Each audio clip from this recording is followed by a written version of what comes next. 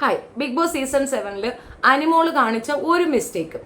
ഈ ഒരു മിസ്റ്റേക്കിനെ ബേസ് ചെയ്ത് ആ പെൺകൊച്ച് കേൾക്കാൻ ഇനി ഒന്നുമില്ല. അന്ന് ഞാനും ഏറ്റവും കൂടുതൽ സപ്പോർട്ട് ചെയ്തിരുന്ന അനിമോളെ തന്നെയാണ്. ഇപ്പോഴും തന്നെ മാറ്റമൊന്നുമില്ല. പക്ഷെ എന്നാൽ ചിലത് കാണുമ്പോൾ നമ്മൾ പറഞ്ഞു പോകും. അനിമോള് നല്ല കുലീനത്വമുള്ള കുലസ്ത്രീയായ ഒരു കുട്ടി തന്നെയാണ്, തർക്കമൊന്നുമില്ല. അനിമോൾ ഫാൻസ് എന്നെ ആക്രമിക്കാൻ വരണ്ട, ഞാൻ വെറുതെ വിടൂല. അതവിടെ നിൽക്കട്ടെ. ഇന്നിപ്പോൾ കണ്ട ഒരു ഇതാണ്, രാജകുമാരി ടെക്സ്റ്റൈൽസിൻ്റെ എന്തോ ഉദ്ഘാടനത്തിന് ഇവർ രണ്ടുപേരും കൂടെ വിളിച്ചിട്ടുണ്ട്. ഈ ക്രൂക്കഡ് ഐറ്റംസ് ആണ് ഇത്തരത്തിലുള്ള പ്രവർത്തികൾ ചെയ്യുന്നത്. സത്യമാണ്, രണ്ടുപേരെയും തമ്മിൽ ഏകദേശം അവർ കെട്ടിക്കുമെന്ന് തോന്നുന്നു. പക്ഷേ ഈ ഒരു സ്പെസിഫിക് സംഗതി കാണുമ്പോൾ എനിക്ക് മനസ്സിലായ ഒരു കാര്യം, അനീഷിനേക്കാൾ താല്പര്യം അനുമോൾ കാണുന്നു തോന്നുന്നു. അതോ അനുമോൾ ആരെങ്കിലുമൊക്കെ പ്രൊപ്പോസ് ചെയ്യുമ്പോൾ അനുമോൾ എന്തൊക്കെ സംഭവമായി സ്വയം തോന്നുന്നതാണെന്ന് തോന്നുന്നു. ഒരു വല്ലാത്ത ജാതി ആക്ഷൻസ് ഒക്കെ കാണിക്കുന്നുണ്ടായിരുന്നു. അതോ അനീഷിന് ഇനി താല്പര്യമുള്ളത് കൊണ്ടാണോ എന്താണെന്ന് എനിക്കറിയത്തില്ല. അപ്പോൾ അതിലേക്ക് വരുന്നതിന് മുമ്പ് അവിടെ വന്ന പാപ്പരാസികൾ ചോദിച്ചൊരു ചോദ്യമുണ്ട്. ആ ചോദ്യത്തിൽ തന്നെയുണ്ട് അനുമോൾ നേരിടുന്ന ബുദ്ധിമുട്ട്. അപ്പോൾ അത് അനുമോൾ ഫസ്റ്റ് ടൈം അല്ല അത് ഫേസ് ചെയ്യുന്നത്. അപ്പോൾ ദുബായിൽ പോയിരുന്നല്ലോ, ആ പർട്ടിക്കുലർ ഷോയിൽ വെച്ചിട്ട് ചോദിച്ചിട്ടുണ്ടായിരുന്നു, നിങ്ങൾ അനീഷിനെ തേച്ചോ എന്ന് ചോദിച്ചിട്ടുണ്ടായിരുന്നു. അതിന് പ്രോപ്പറായിട്ടൊരു ആൻസർ ആ സമയത്ത് തന്നെ കൊടുത്തിരുന്നെങ്കിൽ റിപ്പീറ്റഡ്ലി ഈ ചോദ്യം ചോദിച്ചുകൊണ്ട് വരാനുള്ള ധൈര്യം ഇവർക്ക് ഉണ്ടാകത്തില്ലായിരുന്നു. അത് മനസ്സിലാക്കാനിട്ടാണോ അതോ ആ ചോദ്യം ഇഷ്ടപ്പെടുന്നത് കൊണ്ടാണോ എന്തോന്ന് അറിയത്തില്ല. അനീഷിൻ്റെ അടുത്തും ചോദിക്കുന്നുണ്ട്, അനുമോളുടെ അടുത്തും ചോദിക്കുന്നുണ്ട്. അപ്പം ആ ഭാഗം ഒന്ന് കേൾക്കാം. ഞാൻ ഇപ്പം സോഷ്യൽ മീഡിയ കണ്ടതാണ്, അതുകൊണ്ടാണ്. തെറ്റായ വാർത്ത അനുമോള് തേച്ചത് കൊണ്ടാണ് നിങ്ങൾ തേച്ചോ? സോഷ്യൽ മീഡിയയിൽ വരുന്ന കമന്റ്സ്, സോഷ്യൽ മീഡിയയിൽ കമന്റ്സ് ഇടാൻ വേണ്ടിയിട്ട് ആൾക്കാർ അതിന് വേണ്ടിയിട്ട് മാത്രം ഇരിക്കുന്നവർ കുറച്ച് പേരുണ്ട്. പക്ഷെ ഞാൻ ഇതൊക്കെ ഇഗ്നോർ ചെയ്ത് വിടുന്നുണ്ട്, മൈൻഡ് ആക്കുന്നില്ല. അതൊക്കെ മൈൻഡ് ആക്കാൻ നോക്കി നിന്നാൽ നമ്മുടെ ലൈഫിൽ നമ്മൾ എടുത്തു എത്താറില്ല. അതുകൊണ്ട് ഞാനതൊക്കെ എന്താ പറയുക, ഒരു പണിയില്ലാണ്ട് വീട്ടിൽ ഇരിക്കുന്നവരാണ് ഈ നെഗറ്റീവ് കമന്റ്സ് ഇടുന്നത്. അപ്പൊ എനിക്ക് അവിടുത്തെ പുച്ഛം മാത്രമല്ല, എനിക്ക് ഒന്നും പറയാനില്ല. ഈ ഒരു പണിയും ഇല്ലാത്തവരാണ് ഇരുന്ന് നെഗറ്റീവ് കമന്റ്സ് ഇടുന്നത് എന്ന് പറയുന്നുണ്ടായിരുന്നു. ആക്ച്വലി അനുമോൾ മനസ്സിലാക്കാൻ വേണ്ടി പറയുന്നതാണ്, നമ്മുടെ പ്രവൃത്തി ദോഷം കൊണ്ടാണ് പലരും ആ നെഗറ്റീവ്സ് പറയുന്നത്. അപ്പോൾ ആ നെഗറ്റീവ്സ് വരാതിരിക്കാൻ വേണ്ടിയിട്ടുള്ള സൊല്യൂഷൻസ് കണ്ടെത്തുക. ഒന്നാമത് അനുമോളെ എല്ലാവർക്കും ഇഷ്ടപ്പെട്ടത് കൊണ്ടാണല്ലോ അനുമോൾ ആ ഒരു ഭാഗം ജയിച്ച് കയറിയത്. അനുമോളെ ഒരുപാട് പേര് ഇഷ്ടപ്പെടുന്നു എന്നുള്ളതിൻ്റെ തെളിവാണ്, ജനസമ്മതിയാണ് അനുമോളെ അവിടെ കൊണ്ടെത്തിച്ചതെന്നുള്ളതാണ്. ഇനിയും അത് തന്നെ തുടരുമ്പോൾ ഉള്ള പ്രശ്നം എന്താണെന്ന് പറയാം. അപ്പോൾ പറയും, എന്താ അനുമോൾ ഒന്നിച്ച് അവർ ഒരു ഷോയ്ക്ക് പോയതൊരു കുറ്റമാണോ എന്ന് ചോദിക്കും. അതൊരു കുറ്റമൊന്നുമല്ല, അത് നല്ല കാര്യം തന്നെയാണ്. അത് അവരുടെ ഉത്തരവാദിത്വമല്ല, അവരുടെ പ്രശ്നമല്ല. ആക്ച്വലി ഈ ഒരു ഷോയിലേക്ക് അവരെ പാർട്ടിസിപ്പൻ്റ് ആയിട്ട് വിളിച്ചിട്ടുള്ളത് ആ പറയുന്ന പ്രസ്തുത കമ്പനിക്കാരാണ്. അവരാണ് അതിൻ്റെ ഉത്തരവാദികൾ. അപ്പോൾ അവർക്ക് അതിനകത്തൊന്നും പറയാനൊക്കത്തില്ല. രണ്ടുപേർക്ക് പേയ്മെൻറ്റ് കിട്ടുന്നുണ്ട്, രണ്ടുപേരും അവിടെ പോകുന്നു, രണ്ടുപേരും അതിൽ പാർട്ടിസിപ്പേറ്റ് ചെയ്യുന്നു. അത്യാവശ്യം അവർക്ക് കിട്ടേണ്ട പേയ്മെൻറ്റ് വാങ്ങിച്ചുകൊണ്ട് മിണ്ടാതെ പോകുന്നുണ്ട്. അവിടെ കാണിച്ച കുറേ പ്രഹസനങ്ങളുണ്ട്. അതിൽ ഒരു ഭാഗം ഞാനിവിടെ തീർച്ചയായിട്ടും വെക്കുന്നുണ്ട്. അതിൽ അനുമോളുടെ ഒരു ആറ്റിറ്റ്യൂഡ് ഒന്ന് കാണുക. അത് കണ്ടാൽ സത്യം പറഞ്ഞാൽ അനുമോൾക്കാണ് തല്ലു കൊടുക്കേണ്ടതെന്ന് എനിക്കങ്ങനെയാണ് ഫീൽ ചെയ്തത്. നിങ്ങൾ കണ്ടു നോക്കുക.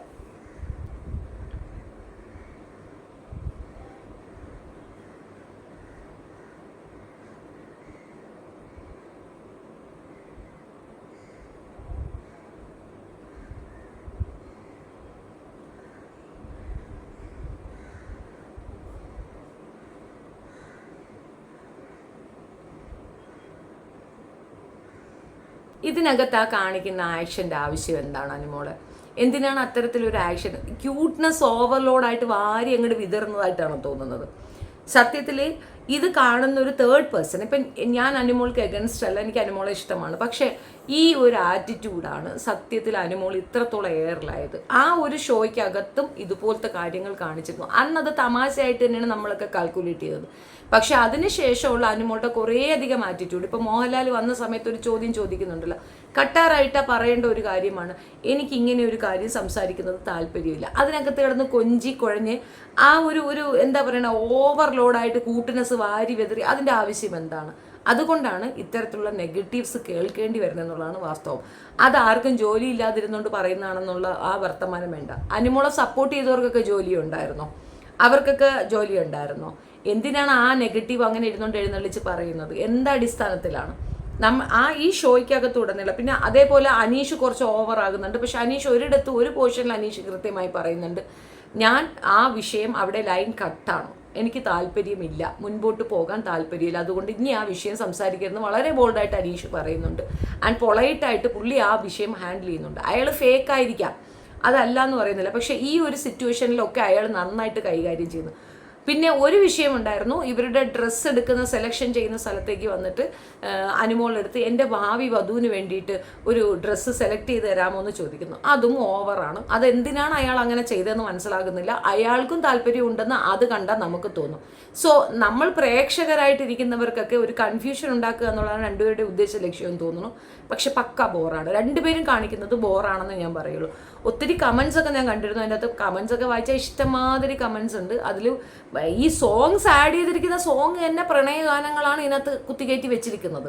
അപ്പം ആകെ മൊത്തത്തിൽ ഇവർ തമ്മിൽ പ്രണയമാണ് എന്ന് ബാക്കിയുള്ളവരൊന്ന് ധരിപ്പിക്കാനുള്ളൊരു വെപ്രാളം ഇവരൊക്കെ ചെയ്യുന്നുണ്ടെന്ന് തോന്നുന്നു. അതെന്തിൻ്റെ അടിസ്ഥാനത്തിലാണെന്ന് മനസ്സിലാകുന്നില്ല.